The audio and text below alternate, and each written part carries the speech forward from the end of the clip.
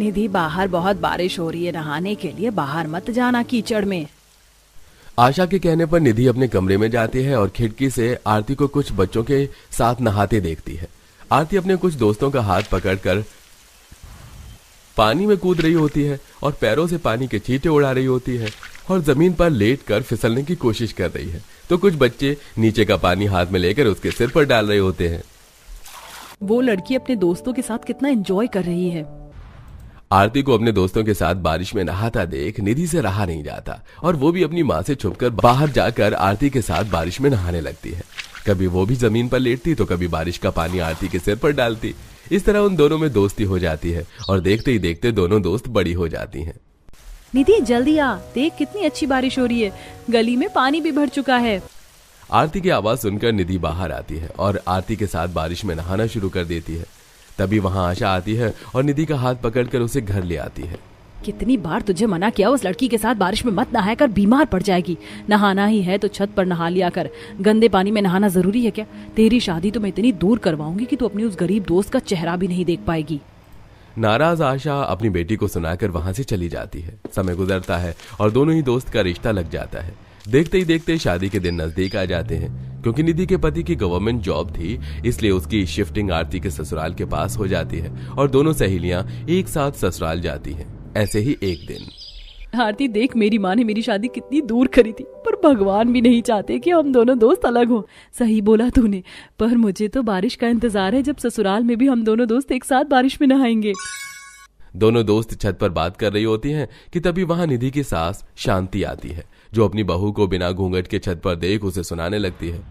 बहू, हमने तुझे बोला नहीं, इसका मतलब ये थोड़ी ना कि तू बिना घूंघट के छत पर या बाहर जाएगी। हमारे घर की औरतें घूंघट में रहती है और अब से तुझे छत पर या बालकनी पर आने की जरूरत नहीं है।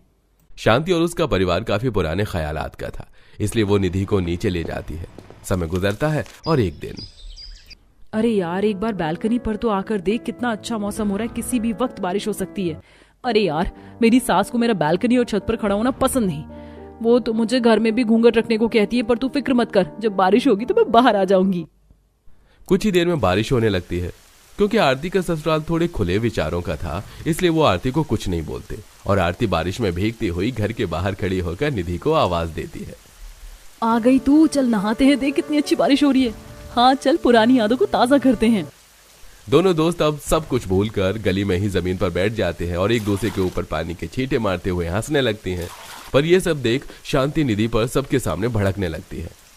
बहू, मैंने तुझे कहा था ना कि घर में ही रहना, फिर भी तू बाहर क्यों आई? बारिश का पानी कितना गंदा होता है, उसमें कितने खतरनाक कीड़े होते हैं। जानती भी, अगर तुझे कुछ हो गया तो तुझे बारिश में नहाने का बहुत शौक है ना। मैं अभिषेक को बोलूंगी, तेरे लिए बाथ टब ला देगा। शांति बहन, तुम तो बेकार में नाराज हो रही हो। दोनों दोस्त हैं, थोड़े मजे ही तो कर रही है बारिश में। हमारे घर के कुछ नियम है, समझी तुम? हम अपने घर की बहू को तुम लोगों की तरह खुले में नहाने की मंजूरी नहीं देते। नाराज शांति निधि का हाथ पकड़कर उसे घर में ले जाती है और रात अभिषेक से कहती है, अपनी बीवी को समझा, आज हमारी इज्जत को बारिश के पानी से धो रही थी, गली में अपनी गरीब दोस्त के साथ जमीन पर बैठकर गंदे पानी में नहा रही थी। आज तक मैंने तुझे गंदे पानी में नहीं नहाने दिया, बहू को कैसे नहाने दूं? इसीलिए तू बहू के लिए बाथ टब ला और बहू तू उस बाथ टब में शावर चलाकर नहाना। पर माँ जी, बारिश तो कुछ ही देर होती है और मैं बचपन से अपनी दोस्त के साथ। निधि, माँ को सोच समझ कर बोल रही होंगी, अभी चुप रहो और माँ की बात मान लो। पता नहीं मेरी माँ ने कैसे घर में मेरी शादी करवा दी है, मैं तो यहाँ 4 दीवारियों में कैद हो गई हूँ। ये सब निधि को बहुत बुरा लगता है। समय गुजरता है और एक दिन, ये लो, फिर से बाहर बारिश होने लगी। पर बहू, तुझे बाहर जाने की जरूरत नहीं, तू बाथ टब में ही नहाना। निधि का बाहर जाने का बहुत मन करता है, पर वो चाहकर भी नहीं जा पाती और शांति के बोलने पर बाथ टब में नहाते हुए आरती से फोन पर बात करती है। मैं जानती हूँ आरती, बाहर बहुत अच्छी बारिश हो रही है और तू अपनी नंद के साथ इस बारिश को एंजॉय कर रही है, पर मैं बाहर नहीं आ सकती। मेरी सास ने मेरे लिए बाथ टब लगा दिया और उसके ऊपर शावर, इसीलिए मैं बाथ टब में नहा रही हूँ। उदास निधि बाहर आने से मना कर देती है और बाथ टब में नहाती है। ऐसे ही एक दिन जब शांति घर में नहीं होती तो आरती काजल के साथ निधि से मिलने उसके घर आती है। इन कुछ दिनों में 2 बार बारिश हो गई और वो दोनों बारिश तेरे बिना गुजरी है। क्या करूं यार, मेरी सास तो मेरी माँ से भी ज्यादा खड़ूस है। अगर ऐसी बात है भाभी, तो आपके बदले घूंघट में मैं आ जाऊंगी। आप और भाभी पार्क में जाकर नहा लेना, वहाँ आपको कोई नहीं देखेगा। ये तो बहुत अच्छा आइडिया है, अब बस बारिश का इंतजार है। दोनों दोस्त बारिश में एक साथ नहाने के लिए एक छोटा सा प्लान बनाती हैं। 2 दिन बाद जब बारिश होती है तो काजल निधि के कपड़े पहनकर उसके घर में जाती है, तो वहीं निधि आरती के साथ पार्क में जाकर बारिश में नहाती है। आरती, कितना मजा आ रहा है ना बारिश में नहाकर, और यहाँ तो गंदा पानी भी नहीं है। मजा तो आ रहा है, बस काजल अपना काम सही से संभाल ले। पता नहीं ये बार बार बारिश क्यों हो जाती है। नाले का गंदा पानी, कीचड़ देखकर मुझे बारिश की वजह से पता नहीं कैसे कैसे कीड़े आने लगते हैं। बहू, अगर तुम्हारा बारिश में नहाने का मन हो तो बाथ टब में ही नहाना, ठीक है? निधि के गैर मौजूदगी में काजल अच्छे से उसकी जगह लेती है। इसी तरह कुछ दिन और बीत जाते हैं और जब दोबारा बारिश होती है तो काजल निधि की जगह उसके घर में रहती है। समय गुजरता है और निधि इसी तरह अपनी सास की आंखों में धूल झोंकती है। पर एक दिन जब निधि आरती के साथ पार्क में नहा रही होती है तो शांति सब्जी और हाथों में छाता लिए घर को जा रही होती है। थोड़ी सी बारिश होती नहीं कि पूरे रोड पर गंदा पानी और कीड़े हो जाते हैं। शांति खुद से बात करते हुए जा ही रही थी कि तभी उसकी नजर पार्क में निधि और आरती पर पड़ती है। दोनों दोस्त कभी जमीन पर लेट रही थीं तो कभी बारिश के पानी को जमा करके एक दूसरे के ऊपर फेंक रही होती हैं। ये देख शांति को बहुत गुस्सा आता है और वो घर जाकर काजल को घूंघट में देख उससे कहती है, मेरी बहू पार्क में अपनी दोस्त के साथ बारिश के गंदे पानी में नहा रही है, फिर तू कौन है जो घूंघट में मेरी बहू की जगह लिए खड़ी है? सच सच बताओ, तुम कौन हो? अपना घूंघट हटाओ। माफ करना आंटी, पर आप अपनी बहू के साथ ज्यादती कर रही हैं। अब तुम मुझे बताओगी कि क्या सही है क्या गलत? पहले तो तुम अपनी माँ को बुलाओ और जब दोनों दोस्त यहाँ आएंगी उन्हें तब मैं बताऊंगी। बहू पागल हो गई, उसे समझ नहीं आती मेरी बात। बारिश के गंदे पानी की वजह से उसे एलर्जी हो सकती है, उसके पैर में खुजली या दाने निकल सकते हैं। जानते भी हो बारिश के पानी में कैसे सांप, बिच्छू, कीड़े निकलते हैं। अगर किसी कीड़े ने उसे काट लिया तो वो भी मेरी दोस्त की तरह मर जाएगी। शांति गुस्से में कुछ ऐसी बातें बोल जाती है जिसके बारे में कोई नहीं जानता। अब कुछ देर में दोनों दोस्त घर आती हैं क्योंकि काजल की चोरी पकड़ी गई, इसलिए सुमित्रा भी वहां आती है। माँ, अब बताओ क्या हुआ? आप किस बारे में बात कर रही थी? बारिश के पानी से किसको क्या हुआ था? आज हमें सच जानना है। आखिर आप क्यों हम में से किसी को बारिश में नहीं जाने देती? और इतनी छोटी सी बात पर आप क्यों मेरी बीवी पर इतना नाराज हो रही हैं? मैंने हमेशा आपका साथ दिया है, पर आज मुझे सच जानना है। आप क्यों इतनी परेशान और डरी हुई रहती हैं? हाँ बहन, अब सच बता भी दो। तुम थोड़े पुराने ख्यालातों की हो पर इतनी बुरी नहीं जितनी बनती हो। बेटा, मुझे तुम लोगों की चिंता है। जब मैं छोटी थी तो इसी तरह मैं भी अपनी दोस्त के साथ बारिश के पानी में नहाती थी, खेलती थी। पर बारिश के पानी में बहुत सारे कीड़े होते और एक दिन बारिश के गंदे पानी के कीड़े ने मेरी दोस्त को काट लिया और मेरी दोस्त की मौत हो गई। बस तभी से मुझे बारिश और बारिश के गंदे पानी से नफरत होने लगी। इसीलिए ना मैंने कभी तुम लोगों को नहाने दिया और ना ही मैं चाहती हूँ कि बहू नहाए। बहन, इतने साल पहले जो तुम्हारे साथ हुआ वो सिर्फ एक हादसा था। जरूरी नहीं है हमारे बच्चों के साथ भी हो। और तुम्हारा डर भी सही है, पर अगर तुम्हें इतनी ही फिक्र है तो अब से हमारी बहू बाहर गली में नहीं बल्कि चप्पल पहनकर छत पर नहा लेंगी। बारिश का पानी साफ होता है और नाले के पानी की वजह से बीमारियां और गंदगी होती है। छत पर ना पानी जमा होगा और ना ही किसी को दिक्कत होगी।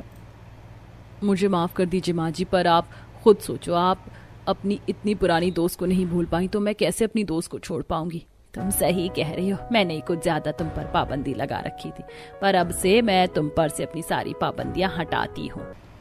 उस दिन सच बात बताकर शांति के मन का बोझ हल्का होता है, जिसके बाद जब भी बारिश होती है तो दोनों परिवार शांति की छत पर नहाते हैं और बारिश को एंजॉय करते हैं। बहुत बड़ी दुविधा में हूँ, आखिर मेरी दोनों बहू में से कौन सी ठीक रहेगी? सब पड़ोसी बात बना रहे थे मेरी गाँव वाली खराब निकलेगी और कोई तो शहरी बहू को भी बोल रहे थे। अरे माँ, क्या हुआ? आप अपने आप से क्या बड़बड़ा रही हो?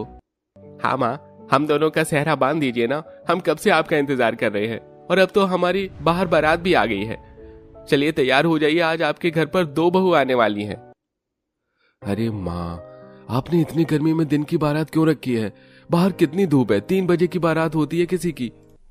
अरे बेटा, पंडित जी ने मुहूर्त इसी टाइम का बताया था। थोड़ी देर की बात है, फिर तुम एयर कंडीशनर वाले बैंक्वेट मंडप में बैठकर शादी करना। फिर अरुणा अपने दोनों बेटों के सिर पर सेहरा सजा देती है और उनकी बारात चलती है। गर्मी से दोनों भाई परेशान होते हैं और फिर बैंक्वेट तक पहुंच जाते हैं जहां पंडित जी मंत्र पढ़ रहे होते हैं। तब भी अरुणा परेशान होती है। क्या हुआ भाभी, आपके माथे पर शिकंज कैसी? शादी से जुड़ी कोई बात परेशान कर रही है? अरे नहीं जीजी, ऐसी कोई बात नहीं, सब ठीक है। जो मैं सोच रही हूँ वो बात परेशान करने वाली है भाभी या नहीं, या मैं यूं ही सोच रही हूँ। तब सिंदूर दान के बाद विदाई हो जाती है और अरुणा अपनी दोनों बहू का स्वागत 4 मंजिल वाले घर में धूमधाम से करती है। मेरी दोनों चांद जैसी सुंदर बहुओं का स्वागत है। माँ जी वो तो ठीक है, लेकिन आपकी बड़ी बहू चांद जैसी सुंदर कहाँ से लग रही है? I mean look at her. गांव वाली बहन जी, सो कॉल्ड लहंगा, और इसने तो किसी अच्छे आर्टिस्ट से मेकअप भी नहीं करवाया, बस काजल, बिंदी और वो सफेद पाउडर लगा कर आ गई है। मेरा मेकअप देखो कितना अच्छा, कॉस्टली और एयर ब्रश वाला है। तुम्हारा मेकअप अच्छा है पीहू, तुम शहर से आई हो, तुमने वहाँ से कराया है, लेकिन मेरे गांव में इतने सारे महंगे महंगे मेकअप नहीं होते, और ना ही दुल्हन किसी बड़े पार्लर में जाती है, अपने घर से ही तैयार होती है। या व्हाट आई मीन, माँ जी इसका और मेरा कोई कंपैरिजन नहीं है। अरे बहू तुम तो आते ही चालू हो गई, थोड़े दिन घर में साथ रह लो, फिर देवरानी जेठानी वाली चीजें शुरू करना। तुम दोनों अलग अलग जगह से आई हो, थोड़ा तो डिफरेंस होता ही है। हाँ माँ जी, तुम दोनों यहाँ बैठो, अंगूठी की रस्म करवानी, मैं अभी आई। अरुणा रस्म करवाने के लिए कमरे से अंगूठी लेने जाती है कि ये शहर वाली बहू तो तेज निकली, आते ही बेचारी गरीब वाली बहू को सुना रही थी। अब ये तो मुझे पता लगाना ही होगा कि असल में इस घर को कौन ज्यादा अच्छे से चला सकती है और कौन सी ज्यादा सैक्रिफाइस कर सकती है। शहर वाली मॉडर्न बहू ज्यादा समझदार हो सकती है, लेकिन गाँव वाली बहू को भी मैं परखना चाहती हूँ। तब अरुणा अंगूठी की रस्म करवा कर दोनों बहू से कहती है, अरे बहुओं, तुम दोनों बहू में से एक बहू को इस घर में रहना पड़ेगा, दूसरी बहू को दूसरे कमरे में। चलो मैं तुम दोनों को दिखा देती हूँ। राजीव, प्रेम, तुम जब तक कमरे में रह सकते हो। लेकिन माँ दोनों कमरे ठीक तो हैं, तो आप मना क्यों कर रही हैं? तू चुप रह राजीव, तुझे कुछ नहीं पता। तब सास दोनों बहू को आम के बगीचे वाली झोपड़ी में ले जाती हैं, जहाँ पास में ही नदी बह रही थी। जैसे ही कमरा खोलती है तो वहाँ मकड़ी के जाले और धूल मिट्टी लगी हुई थी।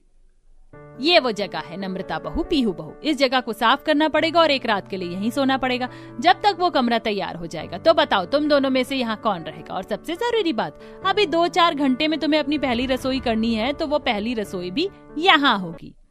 माँ जी, एक ऐसी जगह है, मैं तो यहाँ बिल्कुल नहीं रह सकती। देखिए ना कितनी धूल मिट्टी है, ना एसी है, ना कोई फैसिलिटी, और किचन भी नहीं। अब किचन बनाने बैठी तो खाना कैसे बनाऊंगी?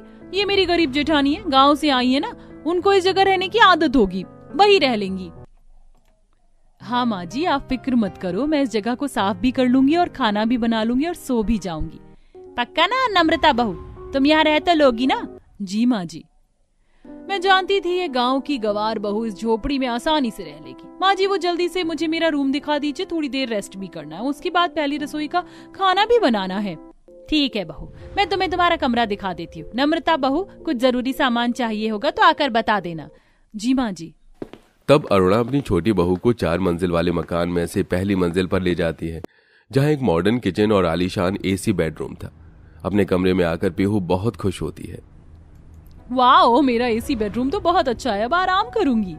इस पीहू ने तो एक मौका नहीं छोड़ा यहाँ रहने का। वहाँ बेचारी गांव की मच्छर गर्मी अंधेरे में कैसे काम करेगी।